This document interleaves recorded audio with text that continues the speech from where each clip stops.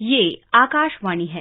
वर्षांत श्रृंखला के अंतर्गत सुनिए पेट्रोलियम, गैस और जैव ऊर्जा के बारे में सरकार की उपलब्धियों और योजनाओं पर केंद्रीय मंत्री हरदीप सिंह पुरी के साथ आकाशवाणी संवाददाता कमल कुमार प्रजापति की विशेष बातचीत। सभी श्रोताओं को नमस्कार। आज आकाशवाणी समाचार में हम इस विशेष बातचीत में स्वागत करना चाहेंगे पेट्रोलियम एवं प्राकृतिक गैस केंद्रीय मंत्री श्री हरदीप सिंह पुरी जी का। सर, स्वागत है आकाशवाणी समाचार के इस कार्यक्रम में आपका। आपका धन्यवाद। सबसे पहले मंत्री जी, चर्चा की शुरुआत आपके उस वक्तव्य से मैं करना चाहूंगा जो आपने साउथ एशियन जियो कॉन्फ्रेंस में दिया था कि हर दिन भारत में 5 मिलियन बैरल पेट्रोलियम का उपभोग किया जाता है और लगातार इसकी मांग बढ़ रही है और इस दिशा में भारत अब क्रूड ऑयल हो, नेचुरल गैस हो, इसकी मांग को पूरा करने के लिए प्रोडक्शन के स्तर पर काम कर रहा है। तो सबसे पहले हम आपसे संक्षेप में यही समझना चाहेंगे कि सरकार की ओर से क्रूड ऑयल और नेचुरल गैस के प्रोडक्शन को लेकर और इसके एक्सप्लोरेशन को लेकर मंत्रालय की ओर से क्या प्रमुख कदम उठाए जा रहे हैं? आपका ये कहना सही है कि आज के दिन हमारी कंजम्पशन लगभग 5 मिलियन बैरल्स पर डे है और ये कहा जाता है कि energy is the lifeline of every economy.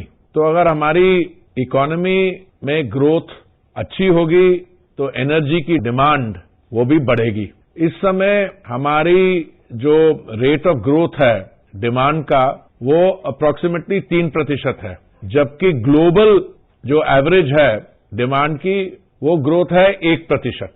Expectation है कि भारत एक विकसित देश बनेगा 2047 तक और हमारी जो एनर्जी कंजम्पशन है जो दुनिया भर में एक्सपेक्टेड या एंटिसिपेटेड डिमांड है उसकी 25% जो है भारत से आएगी। अगर ये बात सही है और मुझे विश्वास है कि ये जो आंकड़े हैं ये कंजर्वेटिव हैं और हमारे यहाँ डिमांड बढ़ेगी, तो आप ये समझ के चलिए कि 5 मिलियन बैरल्स की जगह 6 मिलियन, 6.5 मिलियन और 7 million barrel per day consumption भी होने वाली है आने वाले समय में।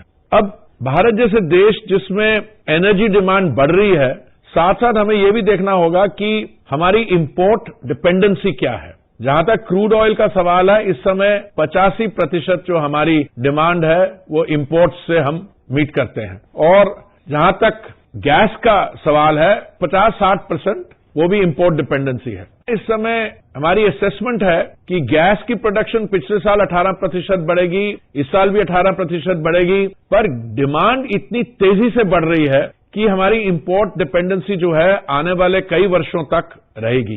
पर सरकार की तरफ से कुछ बहुत ही महत्वपूर्ण कदम उठाए गए हैं। पहली बात तो हमारा जो टोटल सेडिमेंट्री बेसिन है जो 3.5 मिलियन स्क्वायर किलोमीटर्स है, उसमें करीब 1/3 1 मिलियन स्क्वायर किलोमीटर्स जो नो गो एरिया माना जाता था, मतलब है कि वहां पे कोई एक्सप्लोरेशन और प्रोडक्शन नहीं हो पाती थी क्योंकि वहां पे कुछ सिक्योरिटी कंसर्न्स थे, कुछ दूसरे किस्म के कंसर्न्स थे। कुछ महीने पहले हमने ये सारा 1 मिलियन स्क्वायर किलोमीटर्स एक्सप्लोरेशन और प्रोडक्शन के लिए खोल दिया है और अभी जो हमारे ओएमसीज हैं और बाहर की जो कंपनीज हैं, मेजर कंपनीज हैं, 5-6 मेन कंपनीज हैं, सबने यहां पे एक्सप्लोरेशन और प्रोडक्शन के लिए बहुत इंटरेस्ट अपना दिखाया है और आने वाले वर्षों में मुझे पूरी उम्मीद है कि हम इस एरिया को एक्सप्लॉइट करेंगे और हमारा जो ओवरऑल ऑब्जेक्टिव है कि 2047 तक आत्मनिर्भरता इस सेक्टर में हम उसको अचीव कर पाएं। जी, तो जिस तरह से फॉसिल फ्यूल में बायोफ्यूल को ब्लेंड करने के प्रयोग हो रहे हैं और ग्रीन हाइड्रोजन को सरकार एक ऊर्जा का बड़ा स्रोत देख रही है,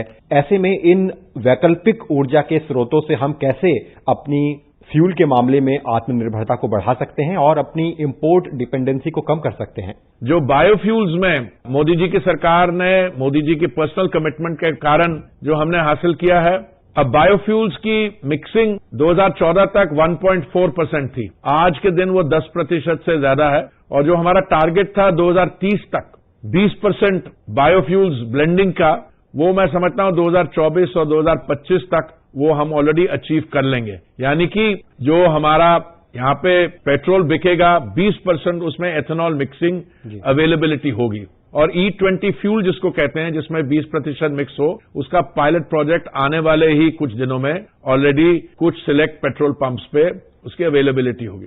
साथ साथ हम विश्व भर में 3-4 उन देशों में से हैं जो आज एथेनॉल सेकंड जनरेशन टेक्नोलॉजी प्रणाली एग्रीकल्चरल वेस्ट से बना रहे हैं और इस समय हम 90 मिलियन लीटर बनाते हैं और इसको बढ़ाएंगे। हमारे यहाँ ग्रीन हाइड्रोजन पर बहुत जोरों से काम हो रहा है और मुझे पूरी उम्मीद है कि हमारा जो इकोसिस्टम है उसे शक्ति मिलेगी, क्योंकि सरकार की जो ओवरऑल अप्रोच है ग्रीन हाइड्रोजन के बारे क्रिटिकल डेफिनेशन उसको मिल जाएगी।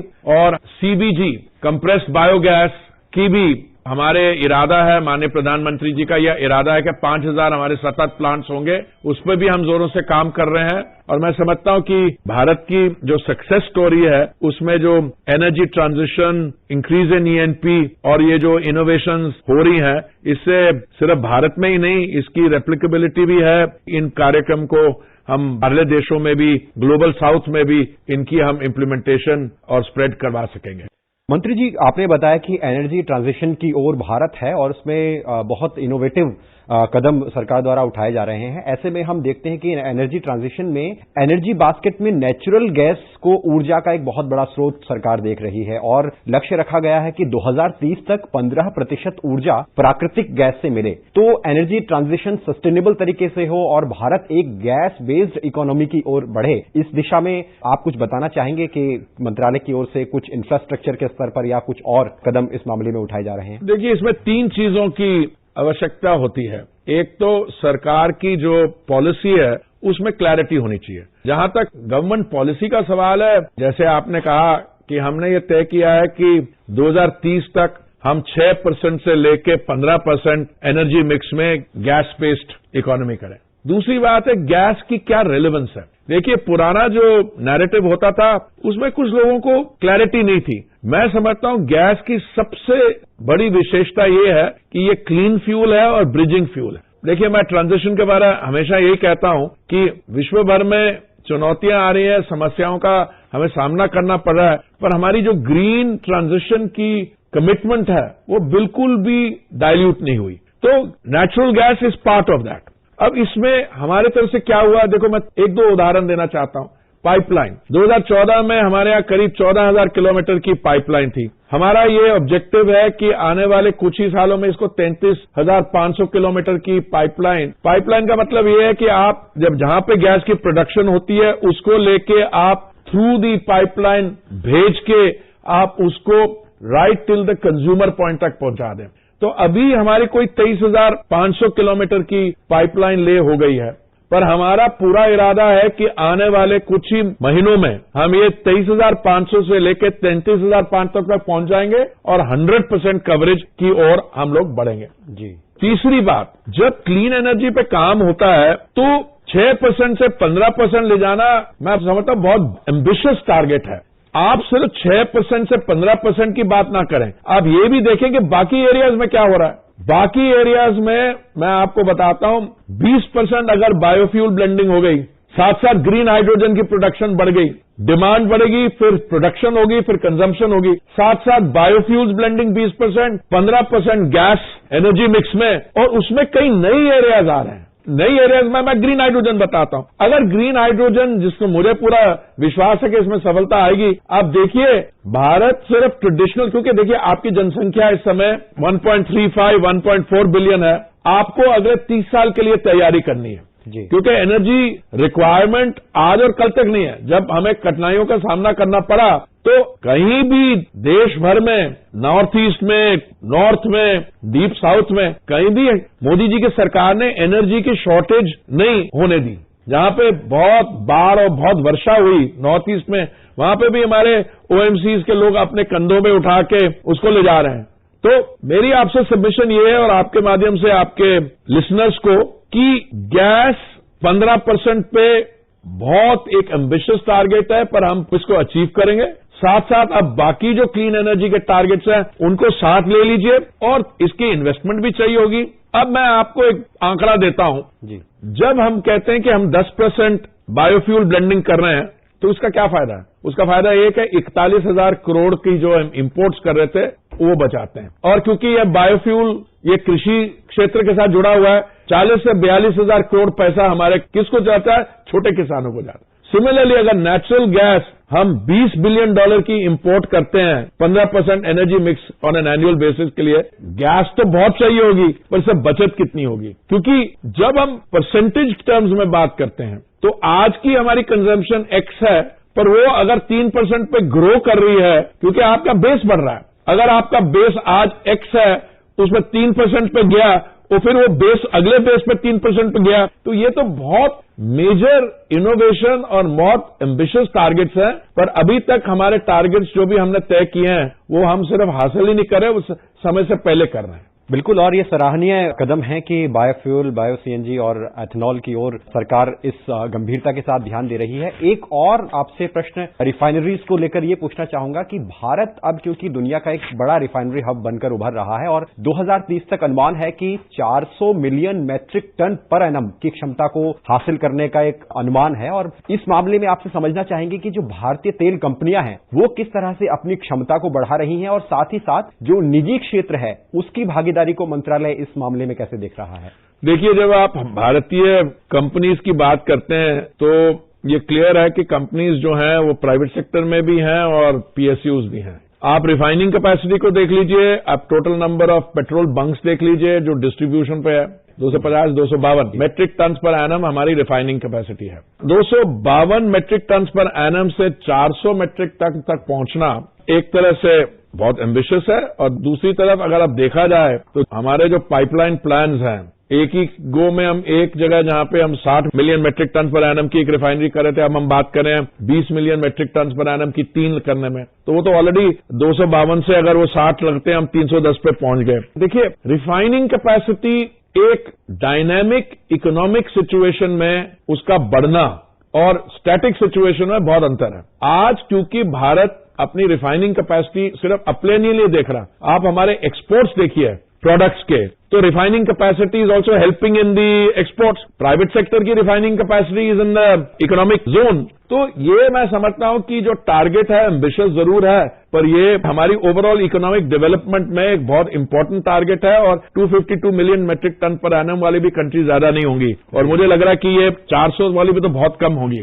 तो ये जो एक्सपेंशन की बात कर रहे हैं उसका एग्जिस्टिंग रिफाइनरीज में एक्सपेंशन होगी, जैसे एचपीसीएल की है विशाखापट्टनम में, नई रिफाइनरीज जो बन रही है राजस्थान में, और पेटकेम जो एक्सपेंशन हो रही है पारादीप और बीना की रिफाइनरी में। सो आप एग्जिस्टिंग रिफाइनरीज की एक्सपेंशन कर लीजिए तो ऑलरेडी आप पहुंच जाते हैं काफी ऊपर, और साथ में 60-80 million metric tonne per annum पर न्यू कैपेसिटी आते हैं, तो मैं समझता हूं 400 से भी आगे हम निकल सकते हैं आने वाले सालों में।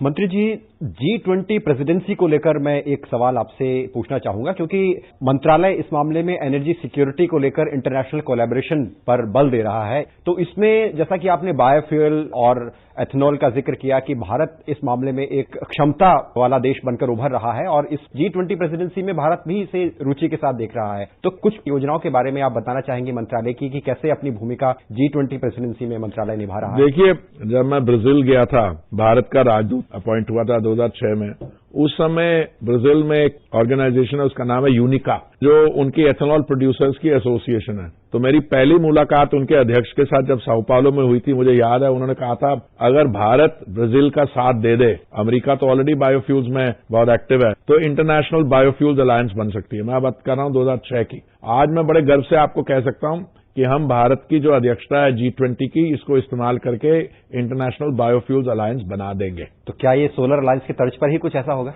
देखिए, हर एक चीज अलग होती है। सोलर अलायंस को बनाने में भी, उसकी हेडक्वार्टरिंग में भी भारत का बहुत पिवटल रोल था, तो मैं किसी से कंपेयर नहीं करता हूं, पर मैं आप ये कहता हूं कि क्लीन फ्यूल की जो जरूरत है इस समय, उसमें सोलर अलायंस और बायोफ्यूल्स के जो अरेंजमेंट्स है, दोनों ही बहुत इंपॉर्टेंट है। मंत्री जी, बहुत बहुत धन्यवाद कि आपने पेट्रोलियम एवं प्राकृतिक गैस मंत्रालय से जुड़ी हुई अचीवमेंट्स और जो प्रमुख योजनाएं हैं और आने वाले समय के जो लक्ष्य हैं उन पर विस्तार से हमारे श्रोताओं को जानकारी दी। बहुत बहुत धन्यवाद सर। बहुत बहुत धन्यवाद।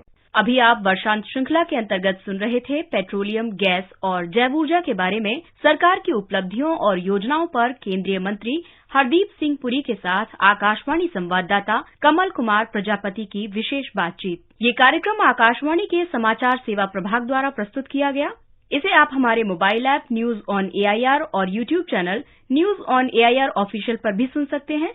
इस कार्यक्रम के संबंध में अपनी प्रतिक्रिया आप हमें ईमेल कर सकते हैं। पता है airnsdtalks@gmail.com। ये कार्यक्रम फिर से सुनने के लिए लॉग ऑन करें हमारी वेबसाइट newsonair.nic.in।